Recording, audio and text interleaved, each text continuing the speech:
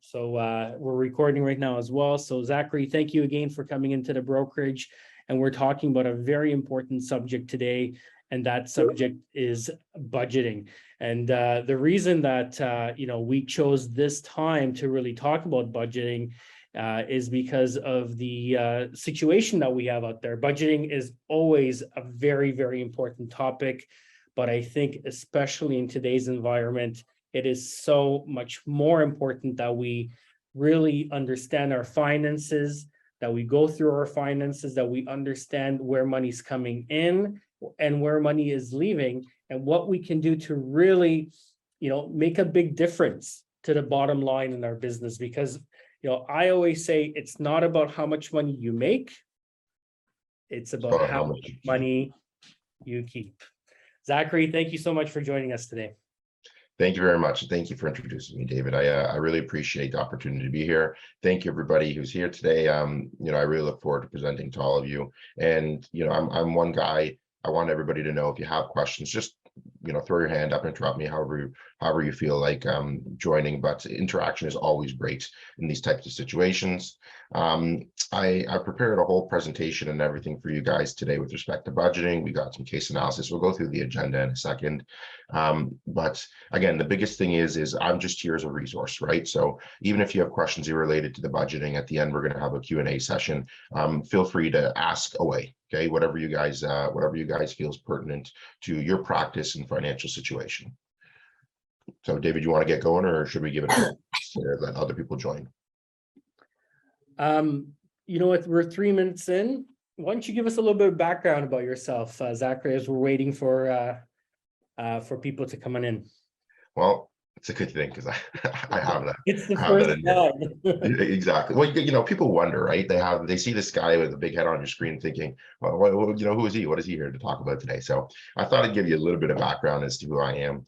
I'm the founder and president of Rain Finance. I started my own company about 2.5 years ago now. We do all things financial services, really, aside from mortgages. We do insurance, investment, financial planning, and group benefit services. I am a 4th generation financial advisor. I got a degree in finance and business economics, but that was a long time ago.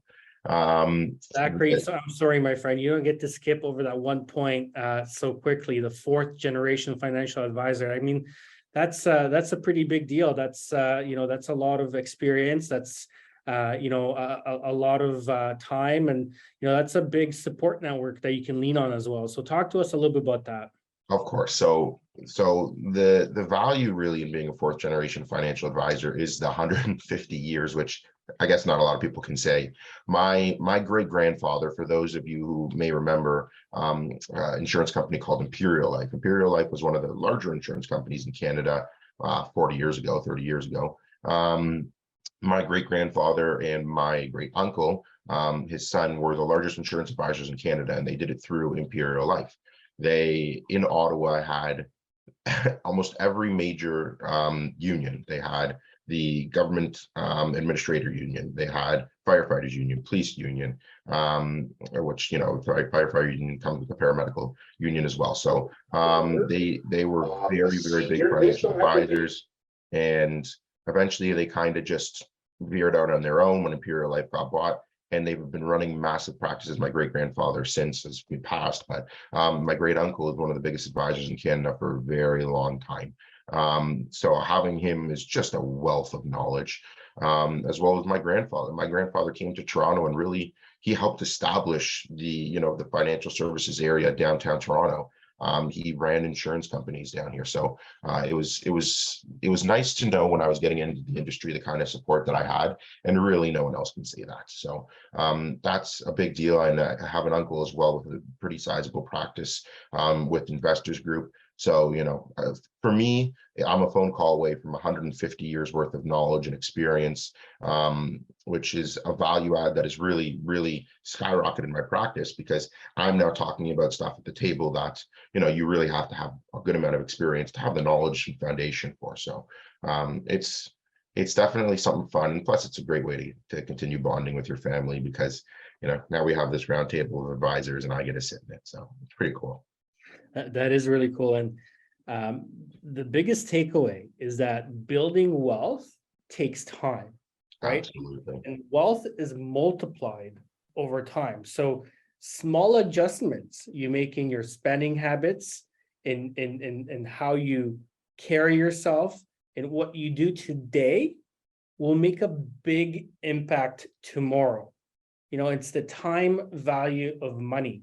And people do not understand the importance of what caring about a dollar today will do 10 years from you, because we have a very narrow vision of the world, and you know, it's today, it's get that sale today, it's what am I going to do today to put food on my table, right? But we have to learn to look at money from, okay, what is my life going to look like 20 years from now, right? And what courses, you know, it's kind of like having a laser pointer, you know, like you move the laser pointer a little bit, but 200 feet away, the laser pointer is moving quite a bit.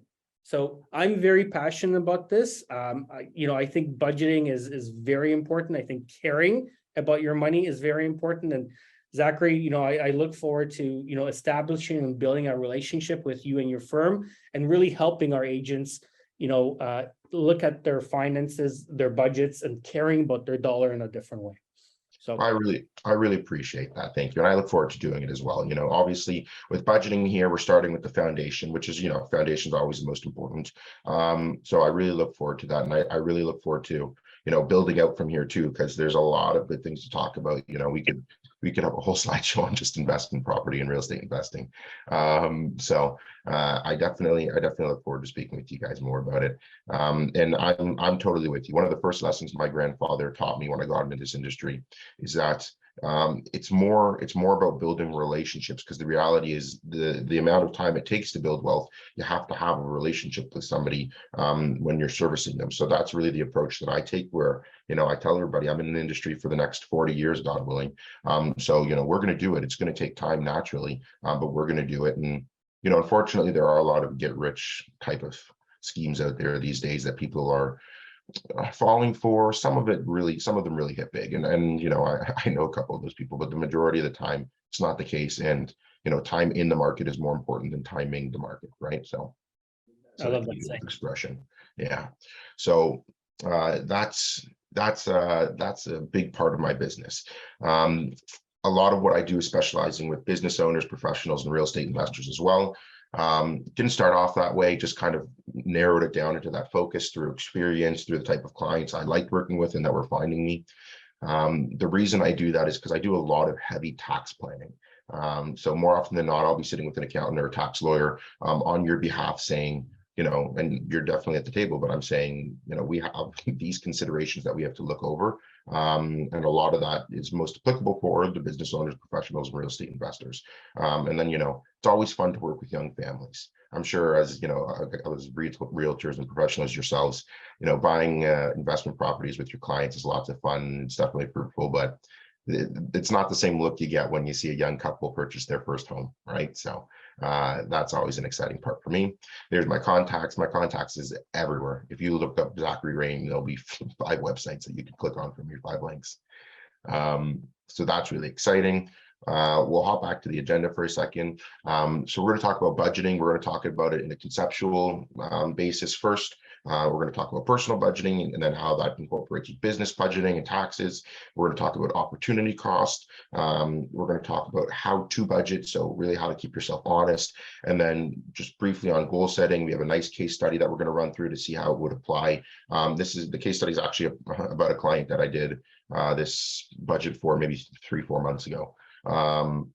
And then we're going to talk about adding value for your clients. So it's going to be lots of fun. And again, if you have any questions, please just hop in, throw something in the question area, and just let me know. Okay.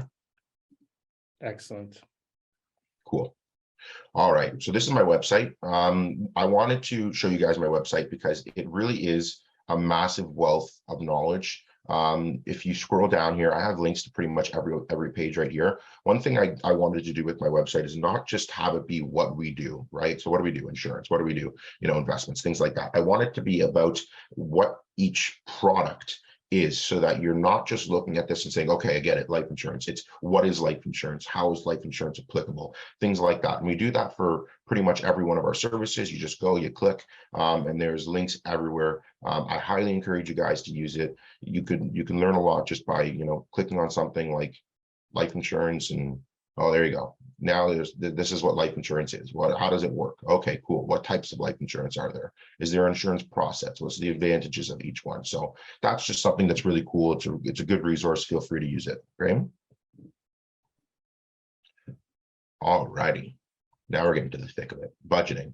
So this is something that it's one of the first posts that we did at Rain Finance. Me and my marketing team, we were sitting there thinking, what's the most applicable thing for people right now? And we were in the heart of COVID when we opened Rain Finance, and we knew that money was tight for a lot of people, and we knew that people were spending more than their income, right? So we're overspending, and for some people it's ridiculous, 180% of their average income. So we created this slide. It's very simple in its nature, but this is how the average person should budget their income after taxes. We want to put 70% towards things like your mortgage, your utilities, transportation, food insurance, things like that. It's outlays, right? And then there's 30% we want to put towards savings. So in our savings, what are we doing? We're saving for a retirement fund. We're saving for education fund. We're saving for an emergency fund if we don't already have one, things like that.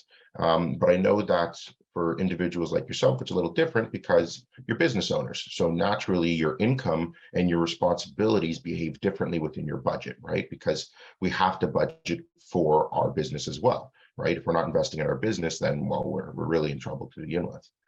So the question then became, how do we budget? And because it's pretty much different for everybody, we didn't really do a visual for it, but how do we budget when we're business owners? And a lot of what we're going to talk about today is it for self-employed, though if you're incorporated, a lot of the same principles apply, okay? So this is the breakdown that I kind of came to for a lot of my commission clients. So that could be, car brokers, realtors, mortgage brokers, insurance agents, investment agents. It could be for anybody who really works in a commission atmosphere. And the reason I say it's commission, because as a business owner who owns, for instance, a storefront, it's a little different. There's overhead employees and things that some business owners won't have to be responsible for and won't experience in their budgeting process. So this is for a self-employed business owner. We started off by looking at personal outlays. So, what are personal outlays? These are outlays that are part of your daily life. I call them outlays because not all of them are expenses. Some of them are investments, right? Things like your mortgage is an investment in your life too. You're retaining equity in your property. So I don't like calling them expenses. We call them outlays, or, another word for them is outflows, because it's money that's just coming out of your pocket. So these are things that are not attributed to your business. They're not tax deductible. And, they really should include savings and investments. And when we were doing a lot of our budgets for these different individuals, we found an average of 58%. And again, it's not perfect, right? It could be 59, 60, 61, or, other way around, down to 55, 53%. But this is kind of the guideline that we used when we were working with people. And the reason is because we don't want people to outspend their income. So a lot of what we did is we said, okay, well, this is what we know based off our history, the kind of income that we're going to have, and these are what our expenses should theoretically be. So 58% is personal outlays. Then we move down to the fixed business outlays. Those are the ye old faithfuls. Okay, that's, we know we're going to have to pay for our errors and emissions insurance, and we've got examples as we move forward, but those are constantly reoccurring. There's no significant variations of them from period to period. And again, those are tax deductible. They're business expenses. Finally, we get to 12% for the variable business outlays. 12% because, and once we get to them, you'll see the majority of the expense, especially for realtors in my experience of budgeting for them. Expenses that aren't consistent. You don't know necessarily if they're going to come up. A lot of them come up on a per event basis. They're still tax deductible, but they do vary in value from period to period, whether that's week to week, month to month, or, quarterly, right? And then the last, but certainly not the least on the list, and that's for sure in Canada, is taxes. We have to save for taxes, especially as self-employed individuals. So taxes are 22%. Does everybody need to save that much? No. Again, a guideline. My philosophy with taxes is it's better to oversave than to undersave. I've unfortunately had to experience a lot of clients having situations with CRA, not because of my own fault, but just because CRA was going after a lot of them self-employed business owners when I entered the industry. So that was definitely a learning curve for me. And something that I learned quickly is you do not want to be on the wrong side of CRA. They are absolutely ruthless. So, some of you may be divorced and think, your ex-wife can be a little bit hard sometimes, or your ex-husband. They know how they don't hold a candle to CRA, trust me. Okay. So let's talk about some personal outlays. All right. The most important thing, always, and usually the most demanding thing, is housing. So what is that? That's rent, mortgage, maintenance, utilities, phone, cable, internet, things like that. These are the non-tax deductible portions. The reason I say non-tax deductible is because I often find self-employed individuals writing off a portion of their phone expense, a portion of their internet as well, because, in all fairness to, the government in themselves, they are using it for business purposes. So it's not too uncommon that they are writing off or they're deducting a portion of those expenses against their income. And so often enough that I'll find them deducting a portion of their mortgage or rent against their income, their self-employed income as well. So this right here, the 58% though, that's the non-tax deductible portion. All right. If any of you eat like me, and I'm not going to show you how the shirt fits on my belly right now because COVID was friendly to me in that respect, but you got a heavy food bill. So we're going to include groceries. We're going to include takeout. Uber Eats is one of the big credit card no-nos that I find. So you're going to see a lot of money spent on that per month. And then obviously there's the transportation, especially for realtors. This is the non-tax deductible portion, but the majority of us are driving in style and we have heavy costs for gas, insurance, and maintenance. But again, the non-tax deductible portion. And then we move through, and these are just every daily things that, may hold a little bit higher of an expense than what I would consider a miscellaneous expense. So insurance is going to cost you thousands a year. Recreational activity, if you have kids, I do not need to explain to you how expensive entertaining them, childcare can be, things like that. All of us want to go to the movies every now and again on vacation, whatever it may be. You subscribe to Netflix, Disney Plus, whatever it is. So those are our recreational expenses. And then finally, we get to the good stuff. These are things that, we're going to definitely hone in on today in our case analysis. We have savings and investments. Savings in our RSPs for 18%. We got to be maxing that out. TFSA also as best as we can to max that out at $6,500 a year per person. One thing that I've really worked towards myself, and because I'm self-employed, commission person, just like you guys, something that I really work for is paying myself a monthly salary. I look at my income over the last few years. I say, okay, well, it's relatively consistent up until this amount. So this is going to be my salary. This is the barriers that I'm allowed to work within. Anything over and above, we're putting towards saving or business investment purposes over and above what I'm already doing. So if you can find a way to pay yourself a salary, the last 7 years you've made 70 grand plus, well, make 70 grand your salary. Okay. Don't go over and above that. Anything over and above, hey, better to have more money, I always say better to have and not need than need and not have. Right. So that's the kind of philosophy we're working with. I like to focus on month to month, which is a little hard for some individuals because, you may have kids, you may know following expenses you have, and that's where the emergency funds and the extra budget that we have comes in. But I find month to month is more attainable, especially because, we have leads, we have dates that things are closing. We know what income should be coming in. Finally, 8 to 12 months of business expenses. During COVID, especially at the beginning, I would be posting at least once a day, start saving for your emergency fund. Start saving, please start saving. If you don't have cash, get a line of credit because, we all knew the direction of which things are going. People were getting laid off, and I'm a big believer of the emergency fund. I prepared all of my clients for it nearing the beginning of COVID, and just in general, and a few of them got laid off, and a few of them had a hard time, but they had the emergency fund to rely on, and they were very thankful for it. So I'm a big believer of that, especially in self-employed individuals whose income can, like, realistically, our income's unpredictable, right? We may have a $30,000 July and a $26 January. So it's important that we have those kinds of savings available to draw on, and that we can average out our income over the year's time. Any questions, David, yet? No, absolutely not. No problem. It's because all your realtors are so smart. They already know everything I'm saying so far. Okay, let's get into the business stuff. The business stuff is fun. We have our fixed outlays. These are things like licensing fees, MLS fees, association membership fees. They're annual. Maybe they go up a little bit every year, but we know that they're going to be there. Errors and omissions insurance, 100% going to be there. All of us need it.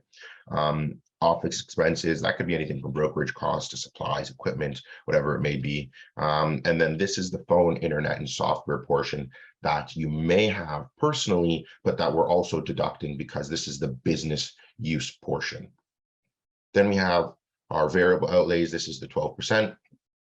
It's like I said, a lot of this is per event basis. So if you get a property to list, well, maybe we need staging. Maybe we need some photography done, promotional materials, yard signs, cards, pamphlets for the property, whatever it may be. And that's, again, per event, because how many properties you have listed at a certain time can vary. Marketing campaigns. I am a big believer of marketing. I can tell you, in school, I was not. I hated marketing. I took a finance and economics degree because I didn't want to take a commerce degree, which included marketing. Didn't love it. I came into the industry, and that was a lesson that I learned. Very quickly. I hired into marketing a team, and they put me on the map. The other day I was shopping for groceries for dinner, and I actually had some 18-year-old kid come up to me. It was very weird. He came up to me. He goes, "Hey, you're that guy." And I'm like, "Well, yes, you got to be more specific than that." And he goes, "No, you're Ring Finance. You're on TikTok. I watch your videos." And that was it was surreal for me, because it's not just something where I'm reporting and then, leaving it to my team. There's actually people out there retaining what I'm saying, noticing me. And this 18-year-old and his parents are now clients of mine. So that was definitely a really cool experience for me.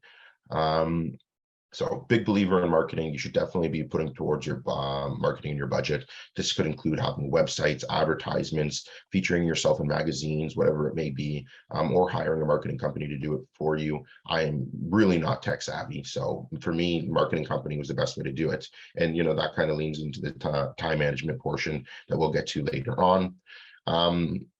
Finally, some of us need to hire staff. If we have a lot of listings on the go, we may need to hire some administrative personnel just to help the paperwork flow through at a faster rate, so that we're out there constantly closing deals, because I know all of us love to close deals. Finally, transportation. And transportation is usually the heaviest of them all.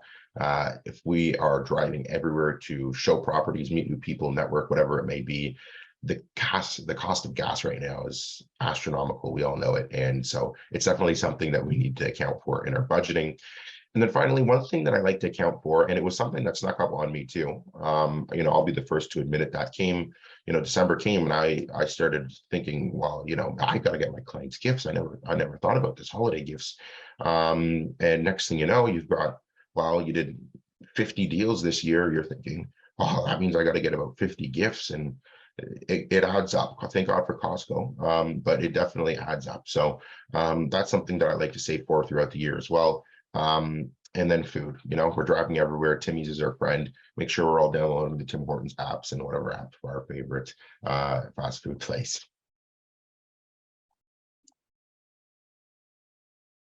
Okay, taxes. Taxes is a heavy part that not everybody fully understands.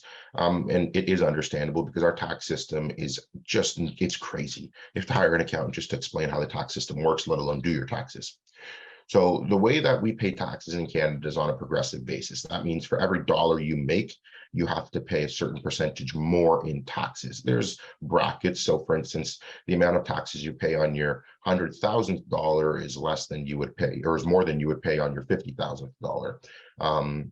So we definitely work in a system where you have to save more and more and more as you earn more and more and more. And this is, again, on the personal side. Corporately, it's a little bit different of a story. But this is if your income is held personally and you're self-employed.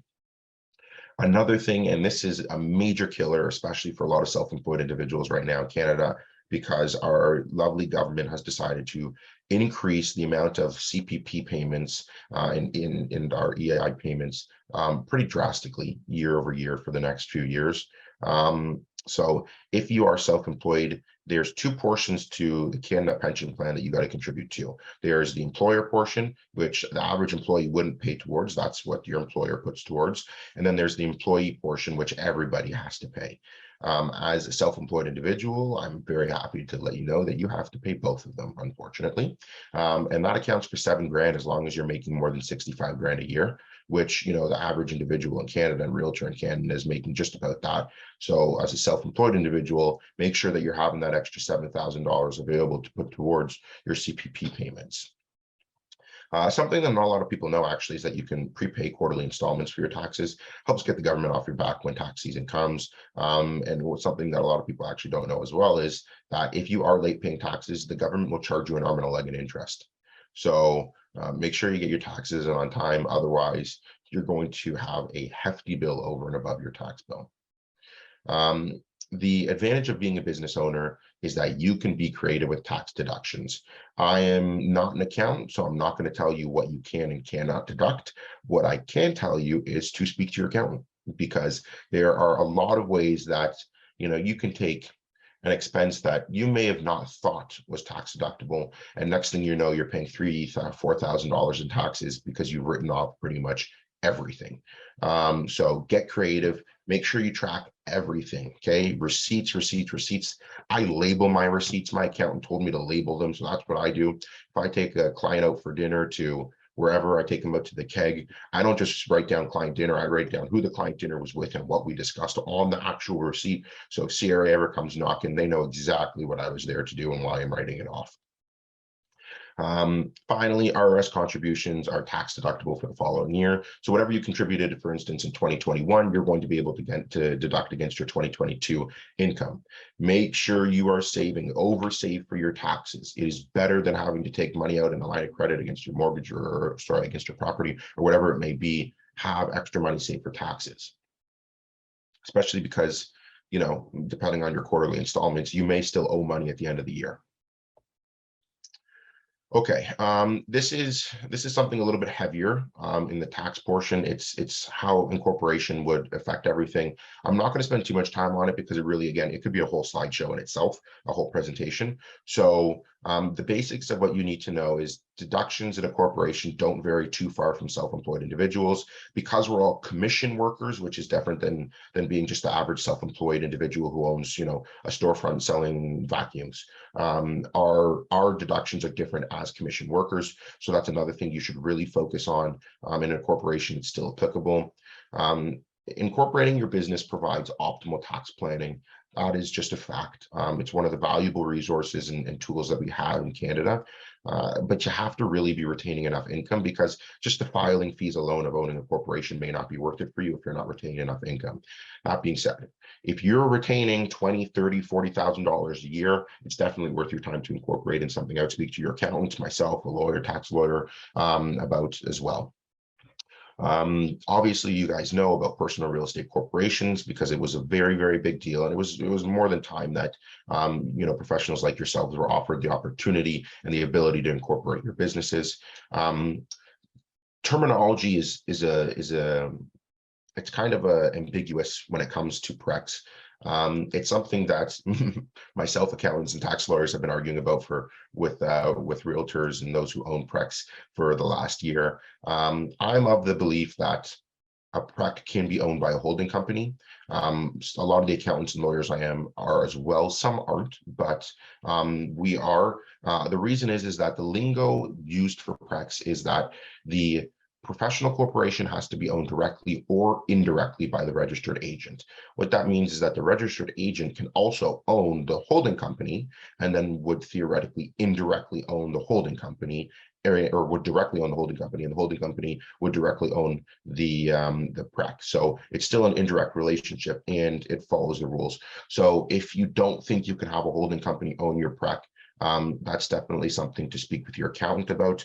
The reason being is as realtors, I know especially, we're big believers in investing in property. I'm a big believer of real estate investor, and it's good value to have your investments and assets in a different corporation, just to separate liability from your practicing corporation. And so, moving those investments to a holding company would definitely be advantageous, if you're willing to look into that.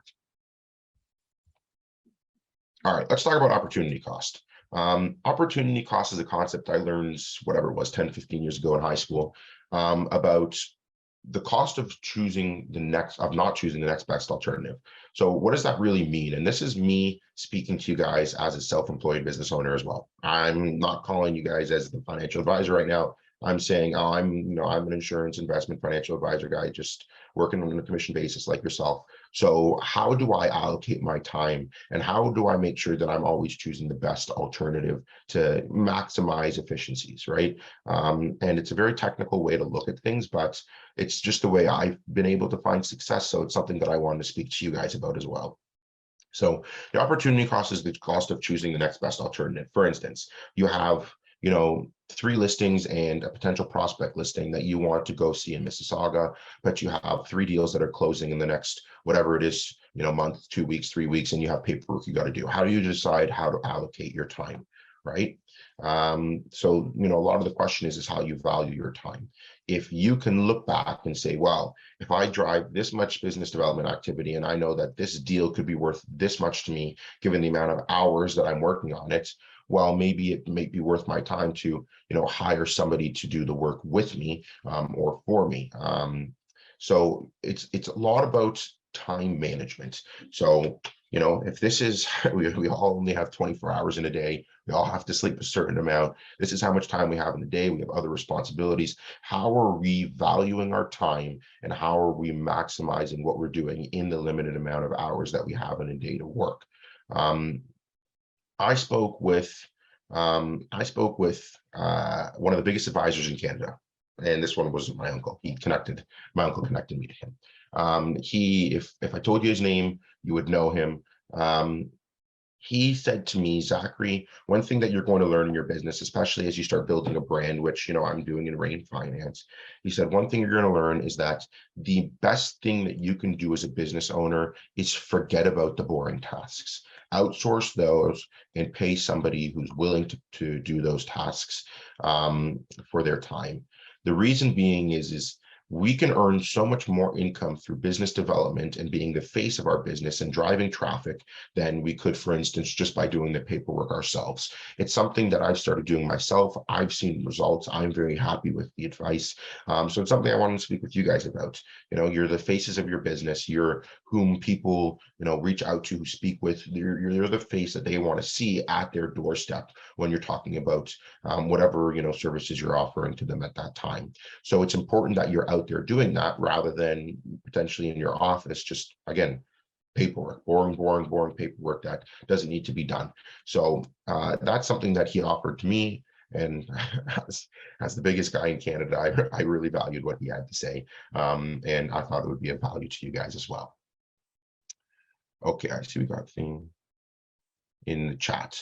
We got some questions. What if we had a holding company separately? How is it? This is from Abu. How is it different from having the holding company as the parent company of the PREC? Do you see any additional advantage for such a structure? And yeah, so the difference between having a holding company separately from having a holding company in your PREC is how you can flow dividends through. The actual tax advantage is minimal to none, but when you have a holdco that's connected to your personal real estate corporation, you may be able to flow intercompany dividends that you've already paid taxes on to that holdco in a more advantageous way.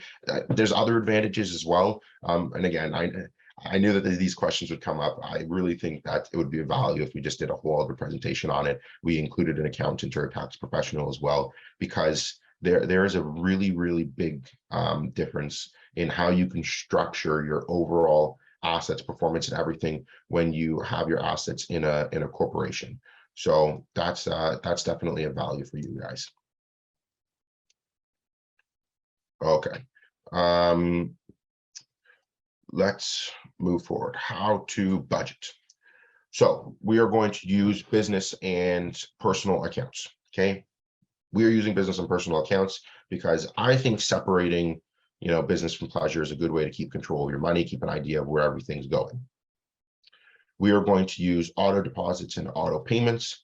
Auto deposits and auto payments because it keeps us honest. It's not something, not another responsibility that we need to look towards. So I like the idea of using those. Another thing that it's a time old strategy is pay with cash.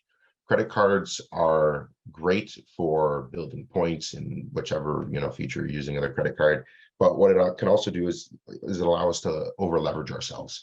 I always tell people credit cards aren't real money, right? What you have in your checking account to pay your credit card off with, that's real money.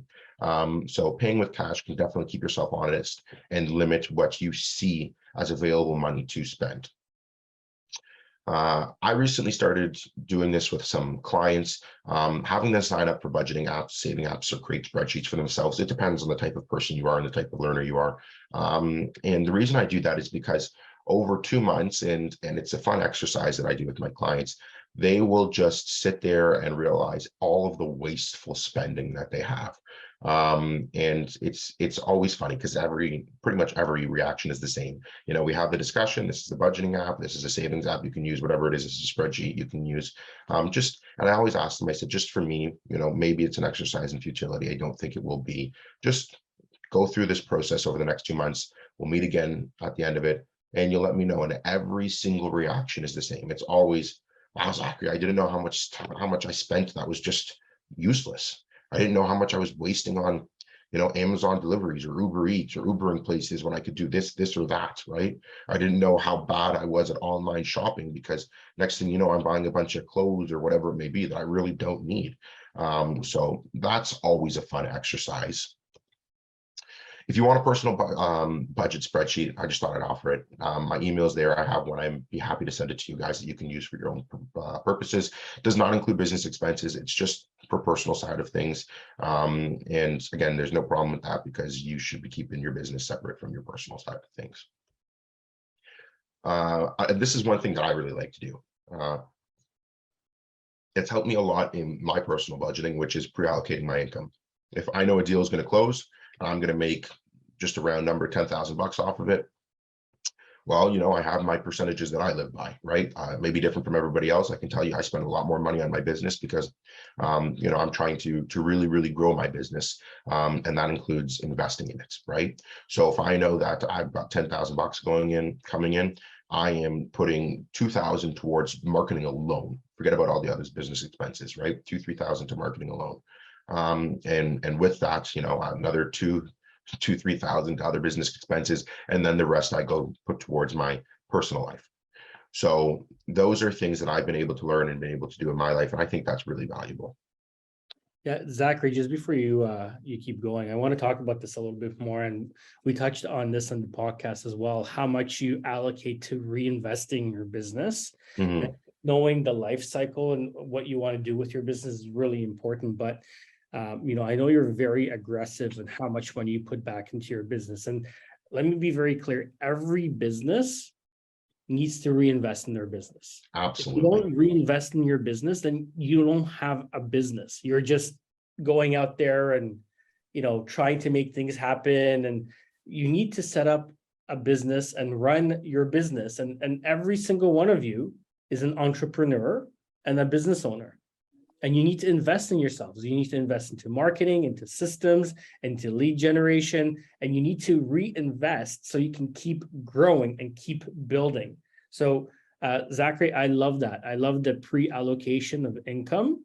And I love the fact that you started that conversation with reinvesting your business, because especially in times like this, right? Eliminating the unnecessary spending into things that are not growing your business and reallocating that money into activities that are going to generate new business or retain your existing customers or get you from point A to point B, that's how you're going to survive and thrive in this market. And that's why we're talking about budgeting, because that's the basis. You talked about opportunity cost.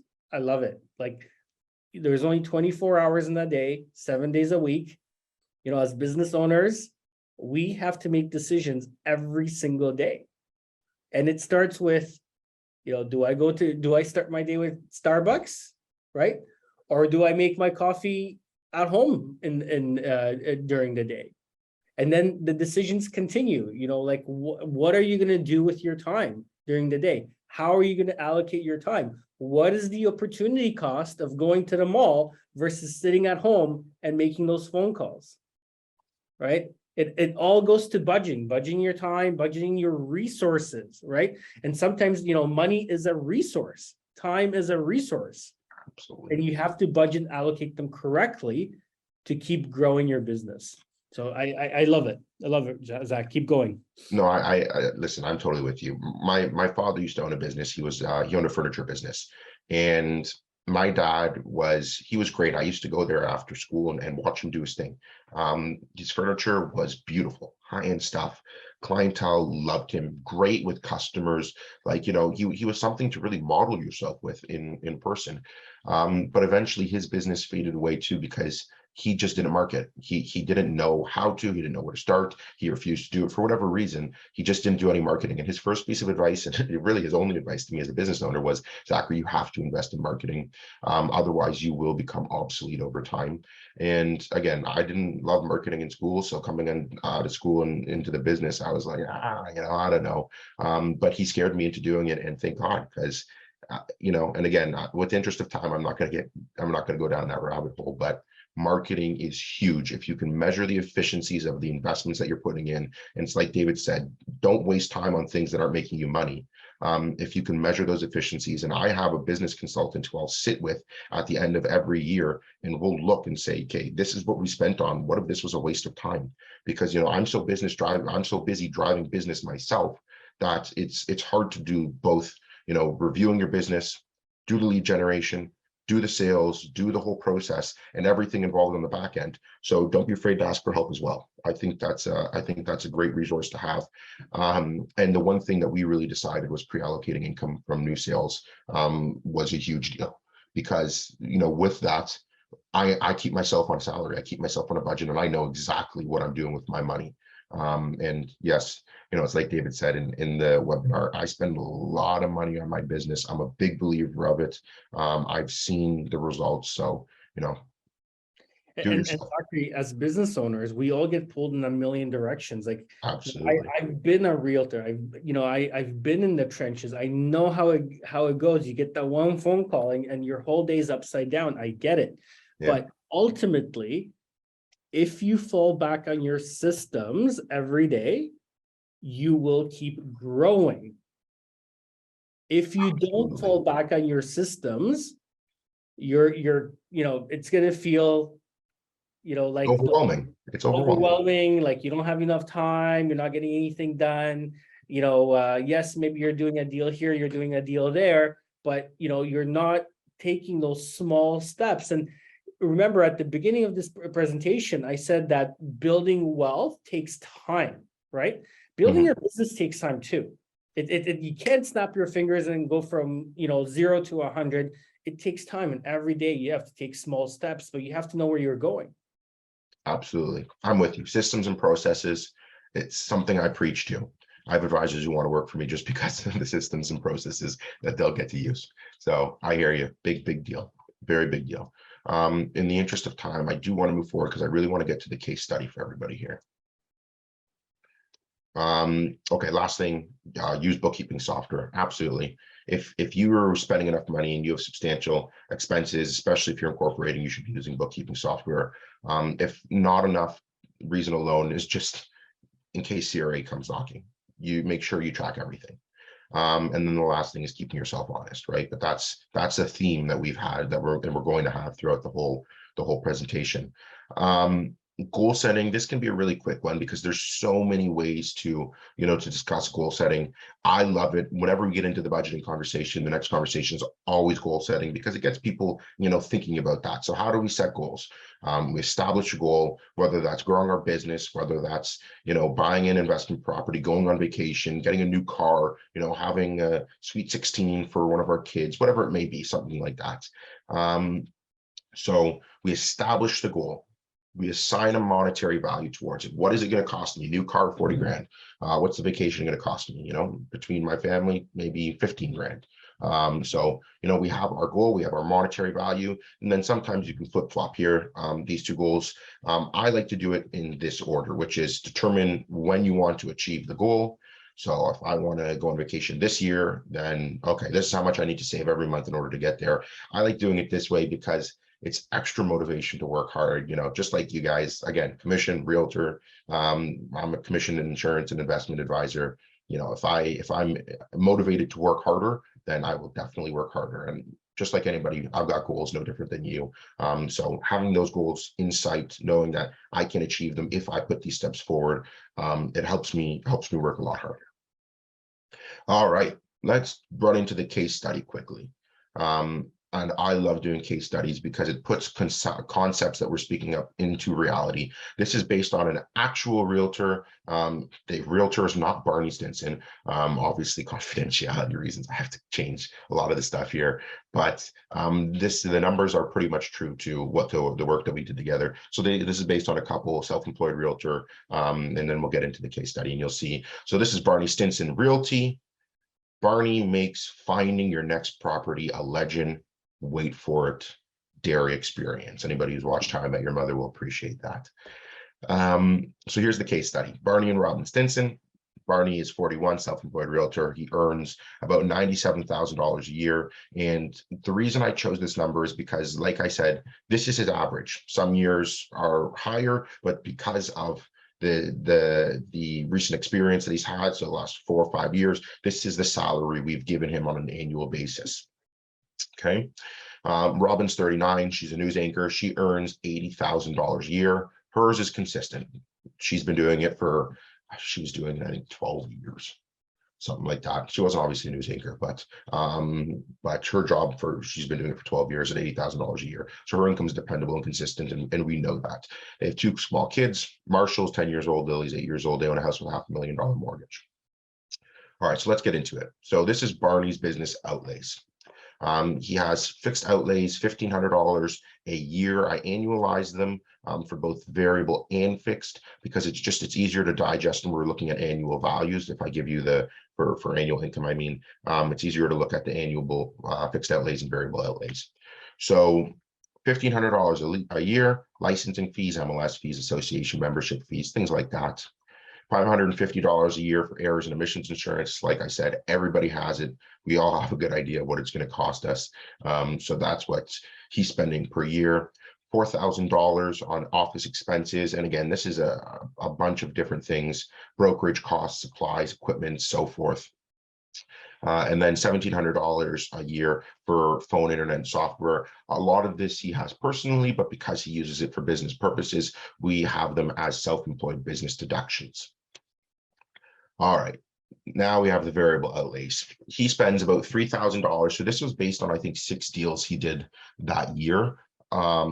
So he spent, I think, about $500 per deal. That was on photography, staging, promotional materials, yard signs, things like that. He puts $4,000 a year towards marketing. I got him into it, and he's very happy that I did because it really has expanded his business. And that includes, again, websites, advertising. So, put yourself on a bus bench on the actual bus, starts handing out flyers, mail out flyers, whatever it may be. And then he spent $1,250 on support staff because he had a couple of deals closing at the same time and wanted to dedicate his time towards business development and things like that.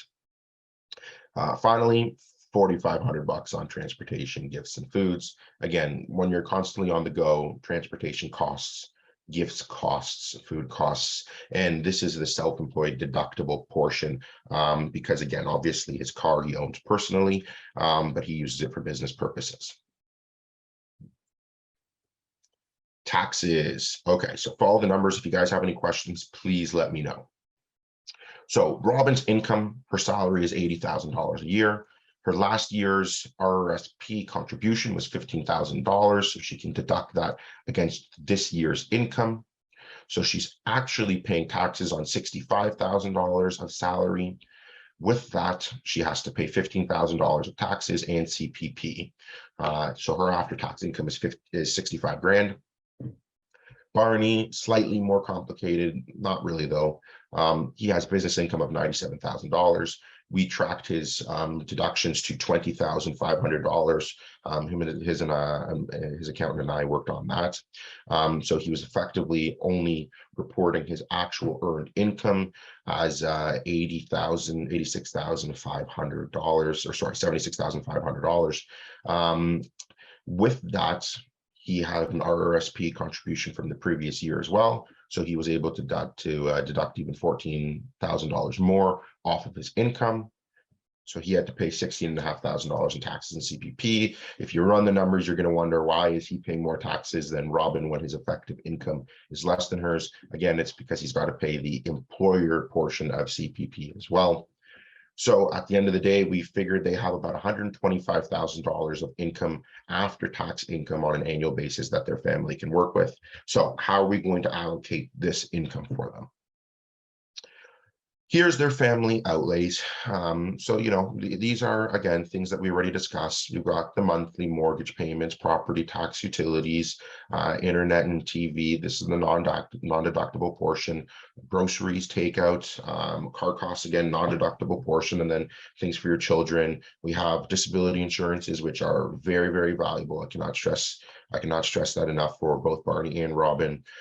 We have life insurance costs, and then we have $450 for, that can be miscellaneous costs. So that could be going out, that could be saved, that could be, you know, extra activities, could be really for whatever they want. I leave that to their discretion. I do that because I don't believe the purpose of making money is just to save money. We have to enjoy life as well and spend money, because it's what motivates us to keep working hard. So I left that to their discretion. Insurance, disability insurance on Barney is $180 a month. Very, very important. His father, well, not actual Barney, but my client's father was disabled early on in life, didn't have disability insurance, really affected him and his family. So it was especially important for him to have disability insurance. That's something we worked hard to get him. And then as well, Robin has it through her work. Hers is a lot cheaper because it's through her group benefits plan. They have health and dental insurance as well through Robin's work. Each of their needs comes up to about $1 million in term 10 life insurance. The reason is their kids are 10 and 8. So they really only have them as dependents for another 10 years based off of their beliefs. With that, you know, Robin could self-sustain with her income after that, and the mortgage is paid off. So here's just a small breakdown of what the life insurance is for. We got $500,000 to pay off their mortgage. We have $25,000 in final expenses for funeral costs because of the RRSPs that they have already saved. We're going to have to put about $130,000 to taxes, not to state taxes, of course, and that's the rollover portion. So if money, RSPs they roll over tax deductible, or tax free, from spouse to spouse. So if God forbid both of them passed away, that's what it would cost in taxes. And then we have extra income needs for Robin in retirement and for Barney in retirement, if God forbid one of them should pass. So that's how we comprise the $1 million life insurance benefit that we need for them. Investments. Robin contributes max 18, Barney contributes max 18%. You can contribute up 18% up to, well, this year it's close to $29,000 of your annual income towards an RRSP. I'm a big believer in it, so are they. I'm a big believer in it for non-traditional purposes as well. I don't believe that you have to put money in your RRSP and you can't touch it until retirement. You shouldn't, but you can if you need to. And if other investment opportunities arise, you know, the money's available. It's not locked in per se. We put $420 a month towards their children's RESPs. We want to send them to school, make sure that they have money available for that. And then we do $1,000 a month, give or take, towards a TFSA. That's their tax-free savings account. We're going to use that money for the vacation at the end of the year. We're going to use that money to put towards purchasing a new car for each of them, and then gifts as well for their children. Christmas comes around, want to make sure that there's gifts under the tree for them. So things like that. So that's really the budget for them. If you guys have any questions about that, please let me know. This is something that I wanted to speak to you guys about, and it's just in my experience working with other commission employees, professionals. It's the value add of working with a financial advisor. So especially for realtors, I'm a big advocate of power team. The reason is because of how many ways and the variety of ways you make income, and that's within realty in itself, and then the different ways that you invest. Again, I know realtors love real estate investment. I'm a big believer in it myself. So that's definitely one thing that you should have a power team for. You should have a go-to mortgage broker, a go-to lawyer, a go-to potentially even tax lawyer, and you should have a go-to financial advisor within that as well. And so should your clients, just like they have you as their go-to realtor professional. Mortgage brokers in banks. So this is with the client experience, the client purchasing experience. The mortgage broker is really the only other person aside from myself who would touch the insurance aspect in the whole purchasing a property process. Purchasing a property often comes with major life events that'll include, moving out for the first time, getting married, having kids, retiring, things like that. And with these different major life events, it's important that we talk to insurance professionals because they'll require new insurances, right? The problem with mortgage life insurance, and that comes from agents, banks, whatever it may be, is that the life, disability, and critical illness insurance that they offer is just in so many ways inferior to what they would get with working with somebody like myself. The biggest reason is post-claim underwriting. What that means essentially is that the person is not actually insured until the event happens. So with mortgage insurance, they won't insure you until you've died, and then they'll underwrite it and see if you've even qualified. Meanwhile, you've been paying for it this whole time.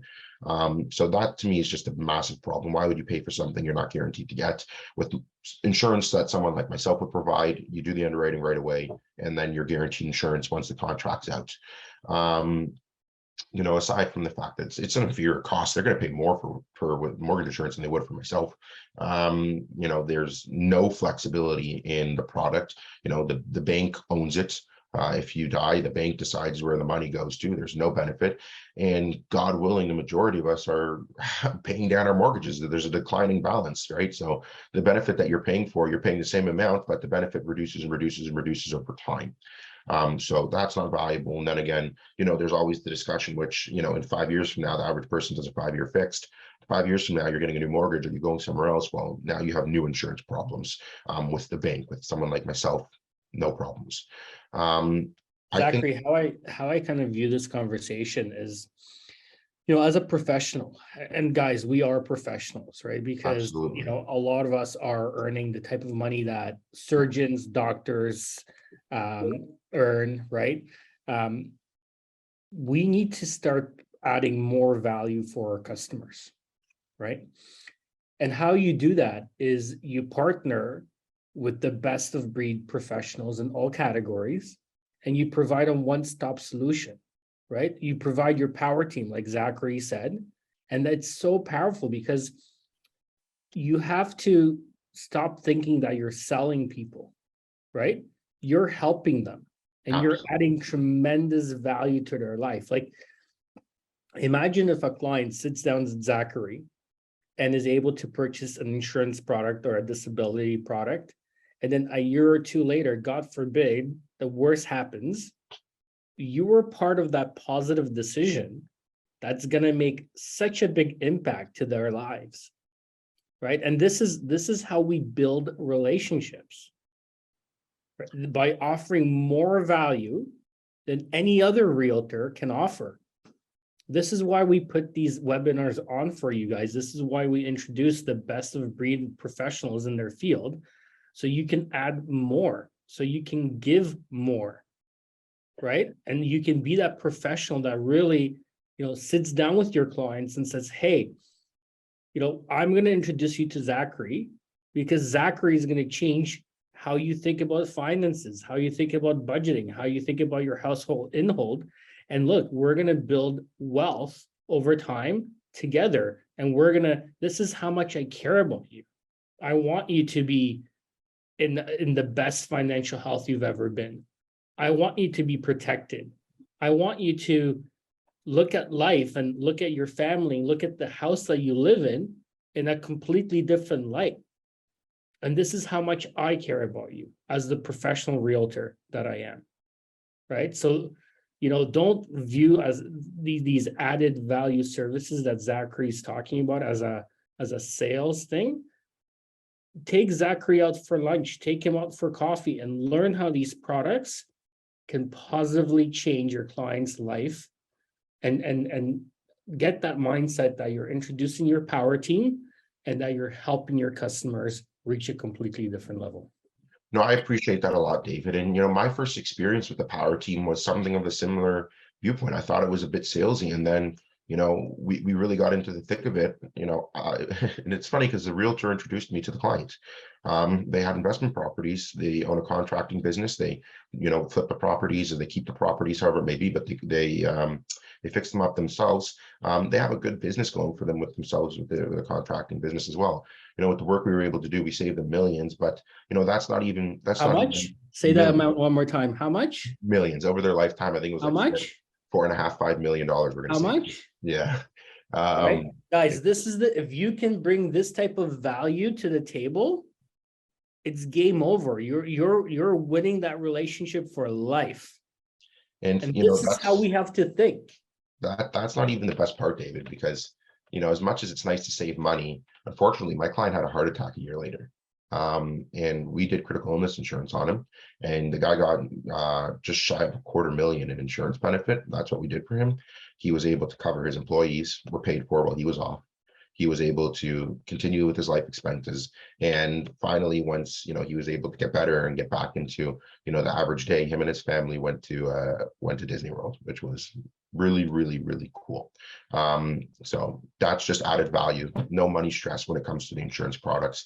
But then on top of that, again, it's like David said, with the actual planning, you'd be surprised how much money a good power team can save somebody if they work together.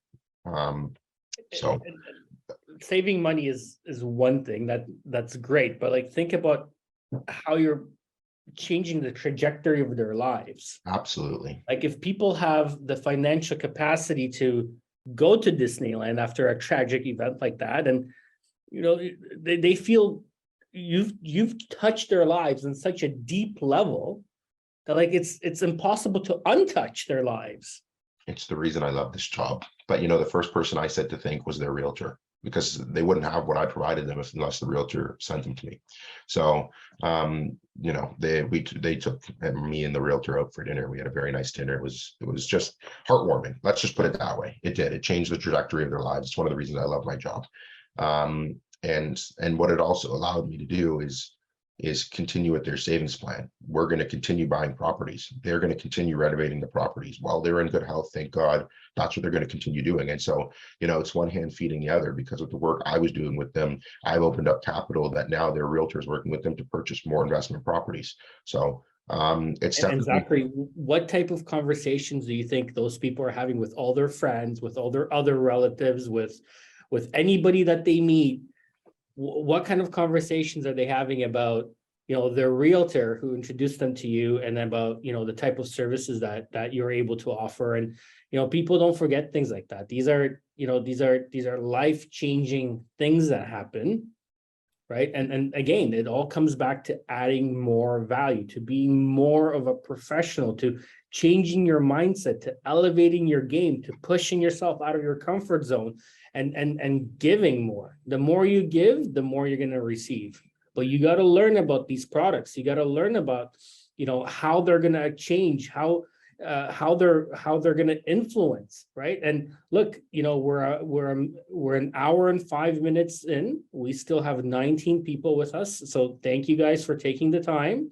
Yes, thank you. The investments. into learning and elevating, your services. But this is what's going to set you apart from other realtors. Absolutely. No, I really appreciate that, David.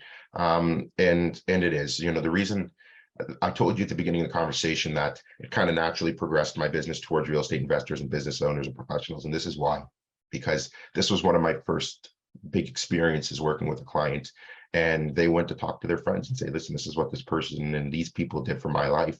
And I know that it's been fruitful for everybody, not just financially, but like, in your heart as well, because, we got to feed the soul. Okay, we've got some questions. So thank you. So I'll thank you everybody for joining me. It's been, guys, please feel free to ask Zachary any questions at all. They could be small or big. Please unmute I'm your yourself resource, guys. and ask away. Yeah, I'm your resource. Use me. Hi, Zachary. This is Yajneesh here. How are you? I'm good, thank you, Yanish. How are you? Not bad. Bro, I have one question. This year, 2022 income-wise, I have a bad year. Okay. I made maybe 10 grand. My wife, she's self-employed too. She had 40,000 income. So my question is, I buy every year 5,000 RSP, right? I'm close to retirement. I'm 60 now, 5 years left. So we're saving every year for RSP. Should I buy RSP this year or no? Because income was not there, right? Well, don't go into debt over it. So if you don't have the actual savings or cash available, then you don't need to. I don't necessarily, I'm not a big believer in going into debt to put money toward your RSPs, especially because with your tax brackets, it's not going to save you so much money in deductions. So for you, I would say no, just keep the money in cash, whatever you have. Certainly don't go into debt over it. Okay, thank you. No worries. Anybody else? Again, happy to help. And if you don't want to speak about it in front of everyone else, my email was in the presentation. If you just look up Rain Finance, you'll find my contacts everywhere. Please feel free to reach out. You can call me, text me, email me, whatever you want. And I'm happy to help. This is my Instagram. That's my website. We're pretty active on our Instagram. So there's a lot of good videos, value, advice, things like that to keep you guys, with the right mindset moving forward. Let's put it that way. Thank you everybody really for joining me. It's been an absolute pleasure. David, thank you very much for this opportunity. It's been really fun speaking with you and speaking with everybody else. So yeah, it's been a great time, everybody. Thank you. And we're going to do these on a regular basis moving forward on different topics, just to keep adding value and keep educating you guys and keep helping you guys raise that level of professionalism for your clients. So stay tuned, and we'll keep doing these as well. So thank you guys for joining us today. Thank you. Have a good one, everybody. Thank you, Zachary.